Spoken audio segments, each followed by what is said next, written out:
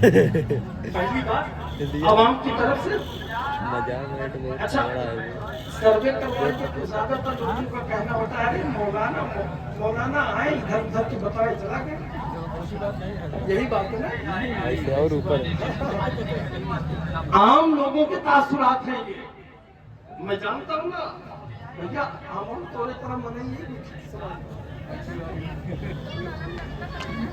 علماء کی کیا بات ہے، آپ لوگوں کو اسلام کی طرف اس طریقے سے بلائیے جس طریقے سے بولے اللہ بلائے۔ پرابلم تب شروع ہوئی جب ہم نے اس طریقے کو چھوڑ دیا، خانقاہ کے داعیانہ طور طریقے کو چھوڑ کر جب ہم نے ساختہ اپنے طریقے وضع کر لیے، اپنے حصول کر لیے، آج ہندوستان کی زمین پر تھوڑا کھل کر بولوں گا، ہندوستان کی زمین پر ہزاروں مدارس ہیں،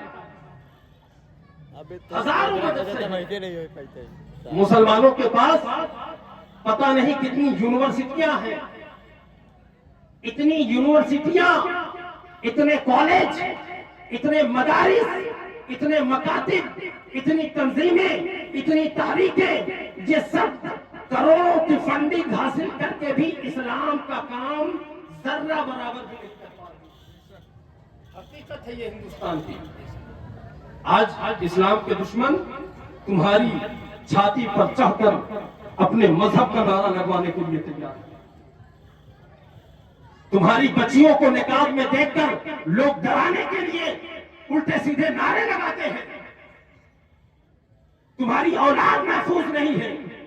تمہاری بچیوں کے ایمان محفوظ نہیں ہے۔ وجہ کیا ہے؟ کیونکہ ہم اپنے وصولوں کو چھوڑ کر ان وصولوں کی طرف چل پڑے جن سے ہمارا کوئی سروکار نہ تھا، ہم اس راستے کی طرف چلنے لگے جس راستے سے ہمارا کوئی لینا دینا نہ تھا۔ تو آج اتنے مدارس و مکاتب ہیں، سب کے سب دین کے کام میں مشغول ہیں، مگر کوئی بھی اس طریقے سے تبلیغ کا حق ادا نہیں کر پا رہا ہے جس طریقے سے کرنا چاہیے۔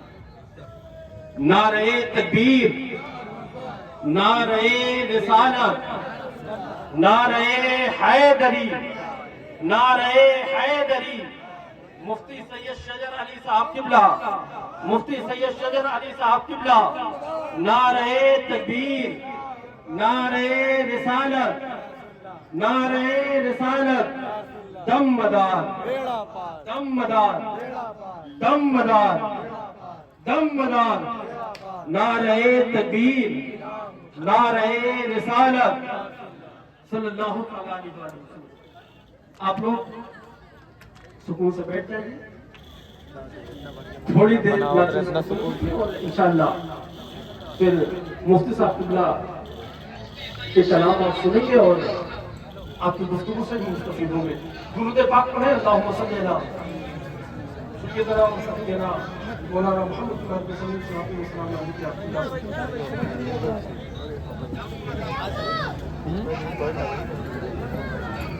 آج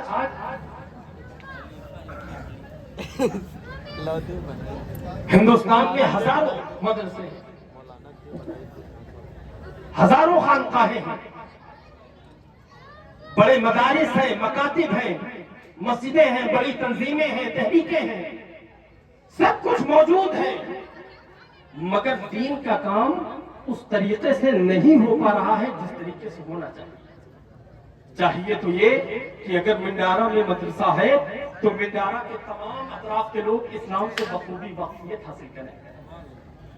اگر منصور آباد میں مدرسہ ہے تو منصور آباد کے لوگوں کو اسلام کی تعلیمات سے روشناس کرایا جائے۔ اگر لال گوپال گنج میں مدرسہ ہے تو لال گوپال گنج کے لوگ اسلام سے مستفید ہوں، مگر دیکھنے میں کیا آ رہا ہے کہ ہمارے نوجوان بچے بے حیا بنتے چلے جا رہے ہیں، ہماری بچیوں کے چہرے سے نقاب اترتے چلے جا رہے ہیں، ہمارے بوڑھے نماز کے وقت میں ہوٹلوں پر بیٹھ کر چائے پیتے ہوئے نظر آتے ہیں، ہماری اسلام سے دور دور تک جب کوئی لینا دینا نظر نہیں آتا تو پھر ہم اپنے سر کو پکڑ کر سوچتے ہیں مولا کیا بات ہے، آج تو ہزاروں مدرسے بھی چل رہی ہیں، ہزاروں تحریکیں بھی بھی چل رہی ہے، ہزاروں مدارس چل رہے ہیں، ہزاروں مساجدیں ہیں، اور اے پروردگار آج کا مسلمان اسلام کی تبلیغ کے لیے، اسلام کو بڑھاوا دینے کے لیے، لوگوں کو اسلام کی تعلیمات سے روشناس کرانے کے لیے کروڑوں کی فنڈنگ بھی کر رہا ہے، مگر اے پروردگار یہ اسلام پھیلنے کے بجائے آج حالات ایسے کیسے ہو گئے کہ لوگ بے حیا ہوتے چلے جا رہے ہیں، لوگ مرتد ہوتے چلے جا رہے ہیں، لوگ متنفر ہوتے چلے جا رہے ہیں، لوگ دین سے بے رغبت ہوتے چلے جا رہے ہیں۔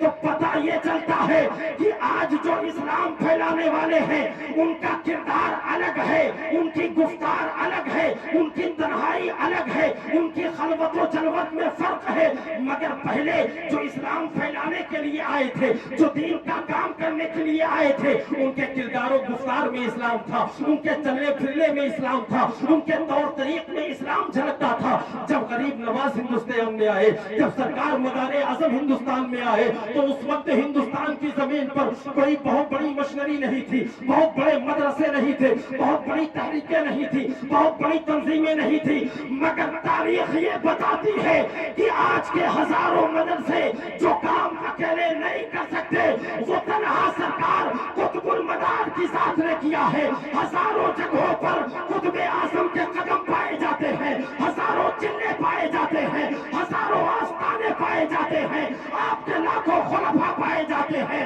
اور وہ اس بات کی گواہی دیتے ہیں ایک اکیلے قطب المدار نے جتنا دین کا کام کیا ہے 1000 مدرسے بھی مل کر اتنا کام نہیں کر سکتے۔ وجہ یہ ہے کہ مدار کی زندگی دین اور اسلام کے موافق تھی، ہمارا کردار اسلام نہیں ہے، ہماری گفتار میں تو اسلام ہے، کردار میں اسلام۔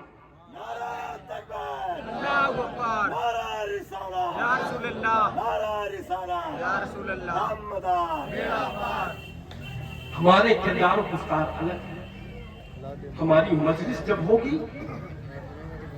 تو مجلس میں تو ہم اچھا بول لیں گے، مگر جب تنہائی میسر آئے گی تو ہم اپنے رب سے کتنا چاہتے ہیں، اپنے نفس کا تزکیہ کرنے کی ضرورت ہے۔ اور صوفیاء کرام نے ہمیشہ لوگوں کو دین کی طرف محبت کے ساتھ، اخلاق کے ساتھ بلایا ہے، اور قرآن کریم اسی جانب اشارہ کرتے ہوئے کہتا ہے ادعو الی سبیل ربک بالحکمت والموعظۃ الحسنہ۔ تو لوگوں کو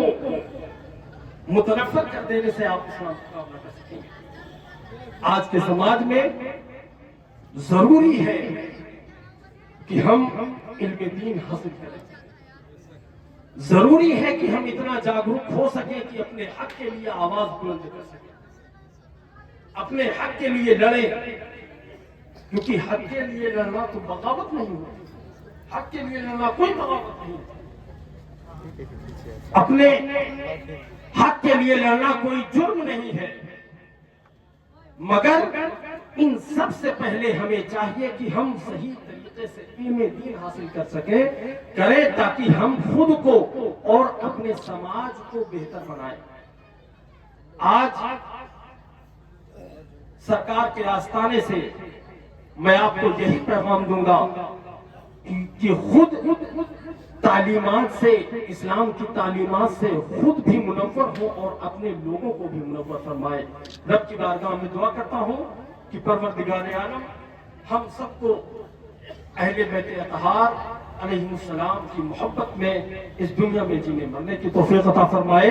پروردگار ہم سب کو صراط مستقیم پر ہمیشہ ثابت قدم رہنے کی توفیق عطا فرمائے۔ استغفر اللہ ربی من کل ذنب واتوب الیہ، اشہد ان لا الہ الا اللہ واشہد ان محمد عبدہ ورسولہ۔ آپ لوگ ہمارے آئے ہوئے مہمان فاضل ساؤتھ افریقہ حضرت علامہ مولانا مفتی سید شجر علی صاحب قبلہ کو سماعت کریں۔ انشاءاللہ حضرت کلام پیش فرمائیں گے اور گفتگو آپ فرمائیں گے، انشاءاللہ اس کے بعد صلاۃ و سلام ہو جائے گا، کیونکہ جلسہ طویل دینے سے کوئی مطلب نہیں ہے۔ وقت پہ اختتام ہو، آپ لوگ سکون سے بیٹھیے اور حضرت کو سنیے اور ان کی دعائیں لیجیے اور تشریف لے جائیے۔ وما علینا الا البلاغ۔ السلام علیکم۔